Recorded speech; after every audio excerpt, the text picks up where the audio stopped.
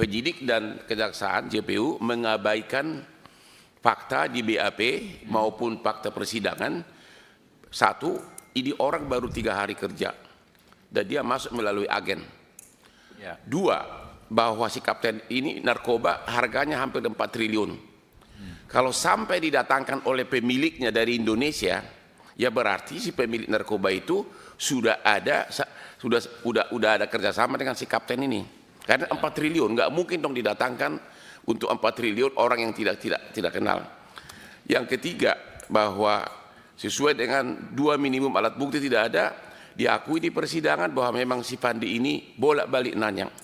Kira-kira begitu. Jadi kami mohon juga agar penyidik dan JPU-nya ya dipanggil di Komisi 3 untuk melindungi rakyat yang susah ini, Pak Ketua. Mohon izin lagi terakhir dengan pengacara dari yang korban pembunuhan di Lombok. Ini pengacara. Oke, silakan, Pak. Ya, terima kasih. Bismillahirrahmanirrahim. Assalamualaikum warahmatullahi wabarakatuh. Salam sejahtera untuk kita semua. Om Swastiastu, Namo Buddhaya, salam kebajikan, Rahayu. Yang saya hormati Ketua Komisi 3 beserta jajaran dan teman-teman sekalian.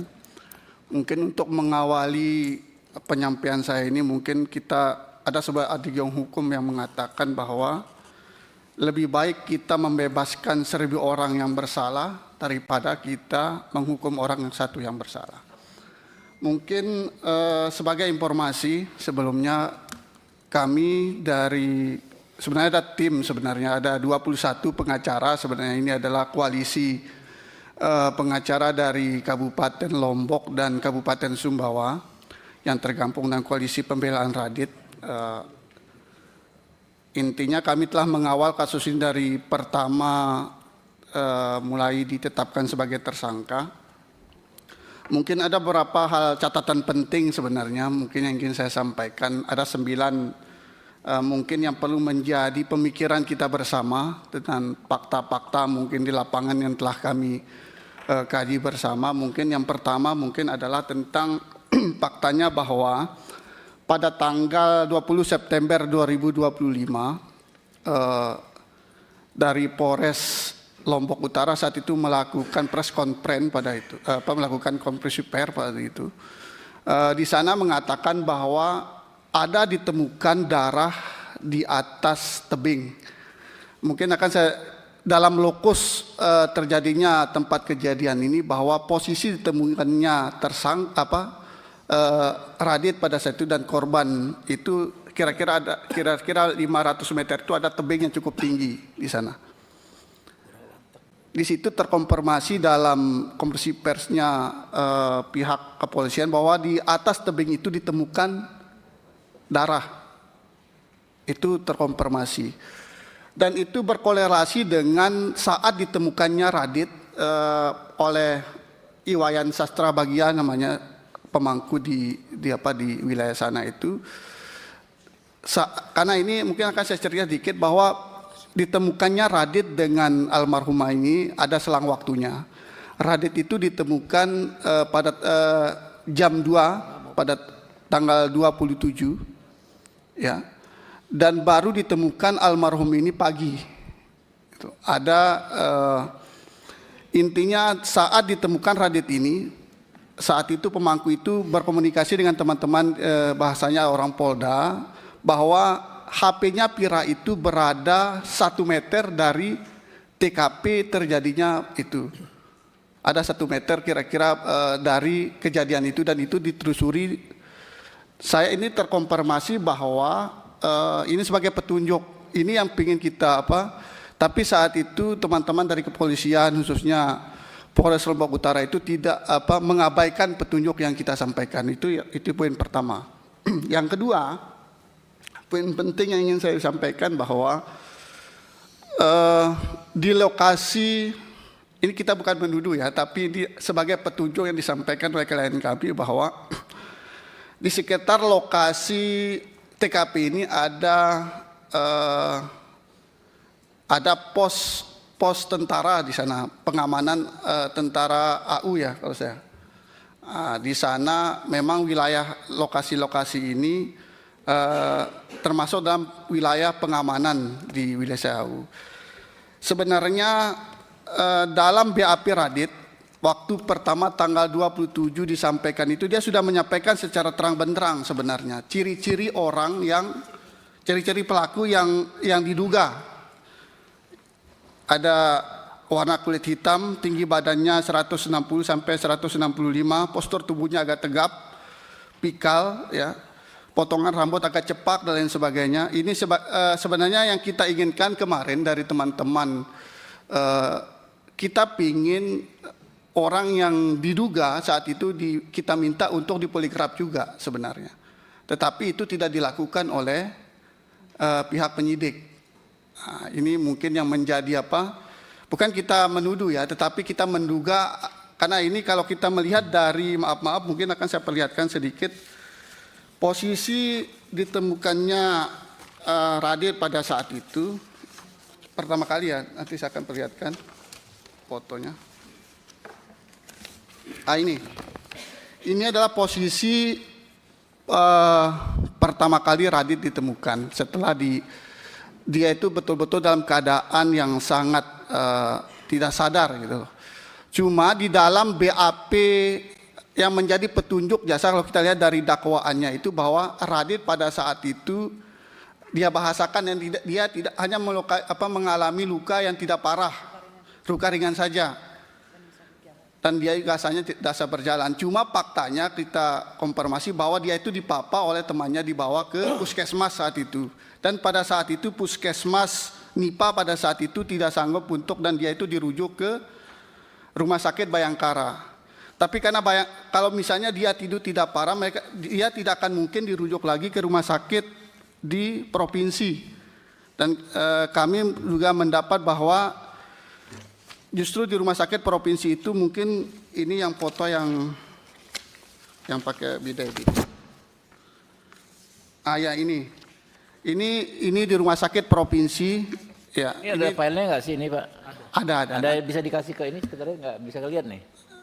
Ada filenya? Ya siap. Intinya bahwa di rumah sakit provinsi itu dari hasil dokter itu justru Radit itu mengalami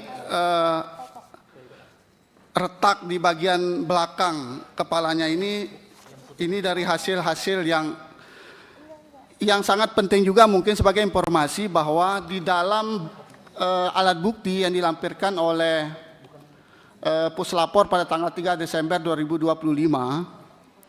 itu ada ditemukan juga bambu Pak, ada ditemukan bambu 183 meter, 183 meter bambu itu. Dalam informasi yang kami dapatkan bahwa sebelah kiri bambu itu adanya darah Radit, di sebelah satunya itu adalah darahnya almarhum. Justru kami tidak bisa rekonstruksi terjadinya perkelahian seperti apa sehingga bambu yang satu itu digunakan oleh dua orang. Apakah misalnya Radit dulu yang memukul Pira sampai dia meninggal sehingga Radit itu memukul dirinya sendiri, atau Pira itu yang memukul Radit sampai pingsan sehingga Pira itu menenggelamkan dirinya ke dalam pasir. Kita juga nggak tahu rekonstruksi seperti apa, karena memang di bambu itu, bambu yang dijadikan bukti itu di dua sisinya itu ada darahnya Pira dan ada darahnya Radit. Mungkin itu yang selanjutnya mungkin yang sedikit ingin saya sampaikan juga bahwa sampai saat ini HP-nya Radit itu tidak ditemukan, tetapi ada fakta baru yang kami dapatkan di teman-teman dari bahwa pada tanggal 7 September 2025 HP itu sempat keluar dari grup. Cuma kami tidak punya kemampuan untuk tapi secara faktanya HP nomornya Radit yang digunakan yang dikatakan hilang itu itu keluar dari grup pada tanggal 7 September 2025. Cuma mungkin kami untuk mengetahui secara detailnya, karena kami kan bukan ahli itu, mungkin yang selanjutnya mungkin sedikit yang ingin saya sampaikan juga bahwa pada proses proses ini berjalan, kami teman-teman dari pengacara ini sudah berusaha untuk mendampingi secara maksimal. Cuma mungkin kami juga memohon mungkin dan dari kanda-kanda semua dari Komisi 3 untuk bisa nantinya Pak mengontrol bersama-sama dengan proses, karena memang kami jujur Pak,